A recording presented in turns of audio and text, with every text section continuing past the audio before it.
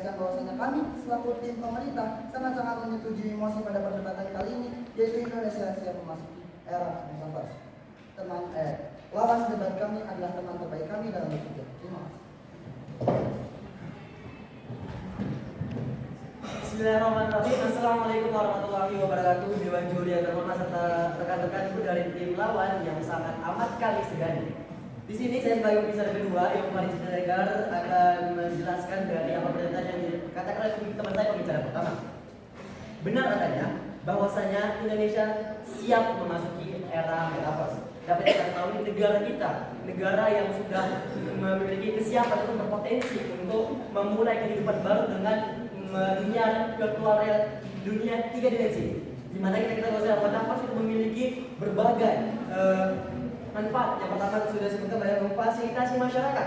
Dengan adanya metaverse, maka masyarakat akan terfasilitasi dengan tercapainya kebutuhan. Berikutnya adalah peluang bisnis. Tentu dengan tercapainya peluang bisnis, maka akan memudahkan bangsa Indonesia untuk mencapai namanya kesejahteraan. Dan terakhir adalah komunikasi, yang ini adalah sebagai sarana ataupun kemudahan untuk berkomunikasi. Tentu yang dinamakan kita memanfaatkan digitalisasi, itu akan memudahkan kita karena kita hanya berkomunikasi secara langsung, begitu. Maksudnya langsungnya di sini langsung secara digital.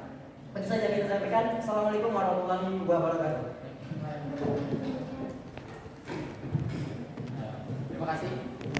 Saya izin pertama akan mempertanyakan apa yang menurut kami jelas dari apa yang telah disampaikan oleh pembicara pertama. Saya ingin mempertanyakan pendapat pembicara kedua tentang Indonesia telah siap. Menurut kami, saya ingin mempertanyakan apakah Indonesia benar-benar siap? Bagaimana dengan kasus cyberbullying? Bagaimana dengan kebocoran? Bagaimana kita bisa mengatasi kebocoran data? Atau bagaimana? Apa hukum yang berlaku di situ? Sedangkan belum ada hukum negara apapun atau hukum yang diberlakukan jual beli di metaverse. Apakah dia harus melewati bea cukai? Apakah barang apapun barang apa aja yang boleh dijual di situ? Barang apa aja yang harus naik di situ? Bagaimana kalau dia jual gantian? Bagaimana? Mungkin itu bisa bertanggung jawab. Oke, terima kasih atas instruksinya. Tadi saudara mengatakan bahwa pertanyaannya Indonesia siap atau tidak? Tentu siap. Indonesia pernah memakai namanya menggunakan metaverse. Teman-teman pasti tidak asing dengan yang namanya game Pokemon Go. Oke? Game Pokemon Go itu merupakan salah satu dari bentuk metaverse. Dapat kita ketahui, game tersebut sudah booming di daerah Indonesia ini. Maka oleh karena itu dapat menggambarkan bahwa negara kita, negara Indonesia siap untuk memasuki era metaverse. Kemudian juga mengenai cyberbullying, mengenai permasalahan-permasalahan dan problematika yang sudah sampaikan. Kenapa kita tidak memikirkan bahwasanya dengan masuknya metaverse ini menjadi evaluasi untuk kita gitu. Kenapa Anda selalu memikirkan negatif? Anda harus berpikir sedikit terhadap kepositifan gitu lah. Kalau misalnya metaverse sudah diwujudkan, itu akan menjadi bahan evaluasi dan juga peningkatan bagi pihak-pihak seperti badan intelijen dan juga badan-badan komunikasi informasi ataupun Kominfo yang untuk meningkatkan kinerjanya. Kemudian saudara juga mengatakan tadi mengenai instruksi yang mengatakan bahwasanya kami itu sangat bisa dibilang sangat tidak melihat kompetensi dari negara kita. Negara Indonesia sangat bisa untuk memasuki era metaverse tersebut. Negara kita pernah menggunakan sistem metaverse dan juga dari awal bulan itu akan berkembang. Sudah kita siap memasuki di sini memiliki makna memulai, bukan semuanya atau menyeluruhnya untuk mencapai kapabilitas dari metaverse tersebut. Sekian, terima kasih. Baik, saya harus Muhammad sebagai pembicara. Saya sebagai pembicara ketiga dari tim pemerintah sekali lagi menegaskan bahwasanya kami setuju dengan mosi bahwasanya Indonesia telah siap untuk memasuki era metaverse. Sebenarnya sudah teman-teman saya jelaskan juga bahwasanya Indonesia itu sudah sangat siap dari berbagai sisi untuk masuk ke era metaverse. Di antaranya seperti pendidikan, militer, kemudian hingga komunikasi. Nah, dari aspek-aspek tersebut bisa kita lihat bahwasanya Indonesia sudah sangat siap untuk menerima metaverse, di mana metaverse sendiri merupakan digitalisasi dari berbagai hal yang kita lakukan di dunia kita secara real life saat ini. Nah, teman-teman sekalian, saya ingin mengingatkan kepada banyak bahwasanya siap memasuki suatu era itu bukan berarti tidak ada masalah yang ditemukan. Jadi kesiapan Indonesia untuk memasuki era metaverse itu bisa dibilang siap. Karena apa? Karena dengan masuknya era metaverse tentu kita akan melakukan perkembangan di berbagai aspek tersebut, mulai dari ekonomi dan bisnis. Kita bisa meningkatkan tingkat ekonomi di Indonesia, pendidikan, siswa ataupun pembelajar di seluruh Indonesia bisa lebih maju, bisa lebih aktif, bisa lebih semangat dalam meningkatkan pendidikan di Indonesia, hingga komunikasi di mana kita bisa meningkatkan sistem komunikasi di Indonesia, dan bahkan hingga sistem militer di negara kita ini. Nah, jadi sekali lagi kami sebagai tim pemerintah menegaskan bahwasanya kami Indonesia siap memasuki era metaverse. Sekian, terima kasih. Assalamualaikum warahmatullahi wabarakatuh.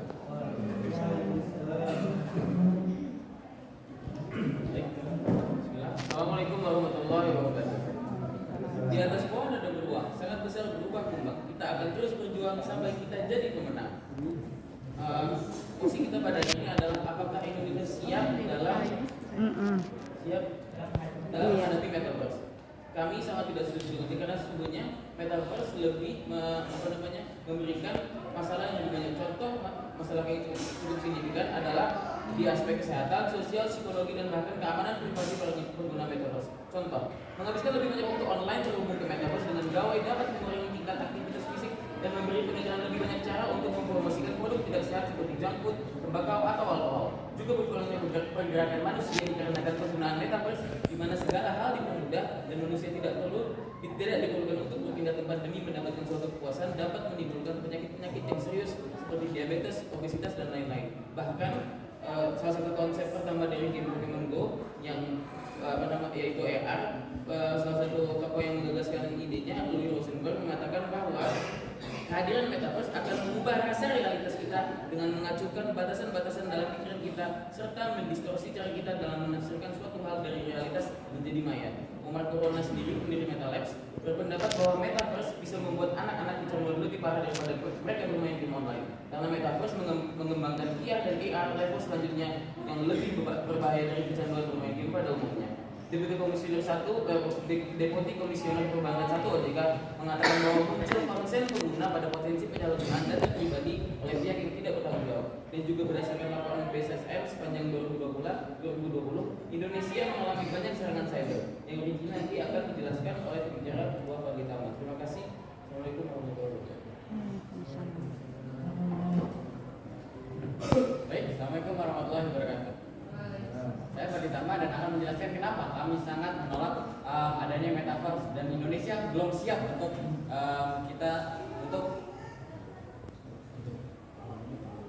Indonesia belum siap untuk menyambung metaverse. Pertama, di bidang kesehatan. Dikutip dari Kremlin, dia seorang pejabat kantor WHO Eropa. Dia mengatakan, dilihat dari sebuah tantangan dari segi kesehatan, menghabiskan waktu online terhubung ke metaverse dengan gawai mengurangi tingkat aktivitas fisik dan memberi pengiklanan lebih banyak untuk mempromosikan produk tidak sehat seperti junk food, tembakau, atau alkohol. Maka karena dengan iklan yang tidak terbatas ini, orang menjadi konsumtif dan membeli barang-barang yang tidak jelas, yang membeli barang-barang terlarang atau segala macam. Lalu juga bisa membuat badan menjadi tidak sehat karena orang menjadi malas bergerak dan segala macam. Lalu kedua, di bidang psikologi, dari Tribunnews para ahli menunjukkan kalau metaverse sangat bahaya bagi anak-anak karena bisa memunculkan namanya hyperreality. Jadi menimbulkan untuk kesulitan membedakan sesuatu yang benar dan sesuatu yang maya.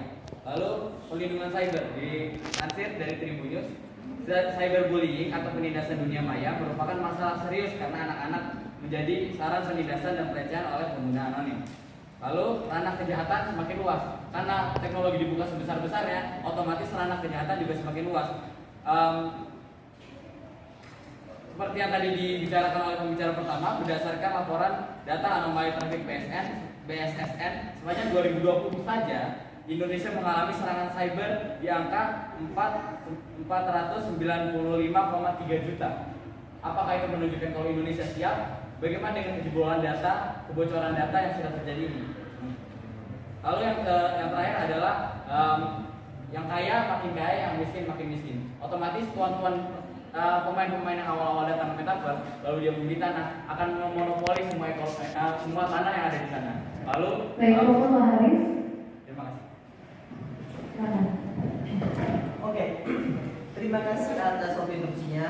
Teman kami tim lawan identik dengan pantunnya mengatakan bahwasannya kita menjadi pemenang, tapi Dewan Juri terhormat pernyataan yang tepat adalah kami menjadi pemenang. Dewan Juri terhormat dengan satu instruksi bahwasannya sudah mengatakan Pokemon Go akan mengakibatkan kurangnya aktivitas fisik. Tentu dengan bermain Pokemon Go itu akan lebih meningkatkan aktivitas fisik. Kemudian adalah Dewan Juri terhormat perlu kita ketahui bahwasanya kata siap memasuki disebut adalah untuk memulai, bukan berarti tidak ada problematika. Dan terakhir kami sampaikan adalah tim lawan mereka hanya menolak sedangkan tidak mengasih solusi, yang dimana kita ketahui bahwa solusi yang tersebut untuk kita perlukan untuk menjadi Indonesia yang lebih baik lagi. Terima kasih. Assalamualaikum warahmatullahi wabarakatuh. Saya akan menjawab apa yang tadi dipertanyakan oleh Bapak. Yang pertama tentang Pokemon Go. Kenyataannya, apakah kalian tidak ingat pada Pokemon Go di saat dia pertama-tama baru dirilis? Kenyataannya, menurut Iwan, Pokemon Go itu menyebabkan banyak orang-orang meninggal. Banyak orang yang main HP terus tiba-tiba dia jatuh kemana. Terus banyak orang tiba-tiba dia menjadi fokus, tidak fokus dan tidak memperhatikan kehidupannya diri dia sendiri. Itu pertama. Lalu kedua, kita tidak memberikan solusi. Solusinya adalah yang sudah kita pakai sekarang itu kita jaga baik-baik. Yang sudah kita pakai sekarang, yang dengan teknologi yang sudah berkembang sekarang, kita patok-patokan dasar-dasar keamanan, patok-patokan dasar-dasar perlindungan terhadap pengguna dan privasi pada pengguna. Mungkin itu adalah solusi yang bisa kita lakukan untuk saat ini. Karena jika kita mengekspansi teknologi dan kita belum siap, maka semakin banyak bahaya yang akan datang. Terima kasih. Assalamualaikum warahmatullahi wabarakatuh. Assalamualaikum warahmatullahi wabarakatuh. Waalaikumsalam. Karena kata bicara kedua kita identik dengan pantun dan diri suka pantun, maka saya akan berpantun. Pagi-pagi makan pisang, malam makan durian. Setelah berdebat panjang, mari kita simpulkan. Oke, dan awal tadi ya teman-teman saya sudah menjelaskan kenapa Indonesia belum siap dengan metaverse dari berbagai alasan. Dan juga tadi tim pro sudah memaparkan banyak sekali hal positif yang akan dibawa metaverse. Tetapi setiap aspek yang diberikan hal positif oleh metaverse itu memberikan keburukan ancaman yang lebih besar untuk kita. Seperti di bidang ekonomi, memang iya metaverse bisa memajukan ekonomi Indonesia dan tentunya siapapun penggunanya. Tapi tentu akan menciptakan kesenjangan sosial karena masyarakat menengah ke bawah belum mampu untuk memasuki metaverse dan masyarakat menengah ke atas akan menguasai semua lahan yang ada di metaverse. Lalu di bagian sosial, kerjaan lebih mudah terhubung, lebih mudah berbicara untuk meeting tidak perlu pergi kantor, tinggal di metaverse. Akan tapi itu semua dampak positif itu belum jadi kebutuhan bagi kita. Maksudnya tanpa metaverse pun kita masih bisa meeting, kita masih bisa bertemu satu sama lain. Akan tapi di bidang sosial mereka memperlebar masalah yang sampai sekarang kita semua seluruh dunia belum bisa menanggapinya, yaitu seperti sifat antisosial dan juga cyberbullying. Ya seperti dilansir oleh Tribun News, ya itu juga sudah dilansir oleh Tribun News, cyberbullying atau penindasan di dunia merupakan masalah serius karena anak-anak kerap menjadi sasaran penindasan dan pelecehan oleh pengguna anonim. Selain itu, anak-anak juga berisiko merupakan konten yang tidak pantas seperti kekerasan, konten seksual dan juga ujaran dan kebencian. Oke. Ya. Oke, Pak Haris.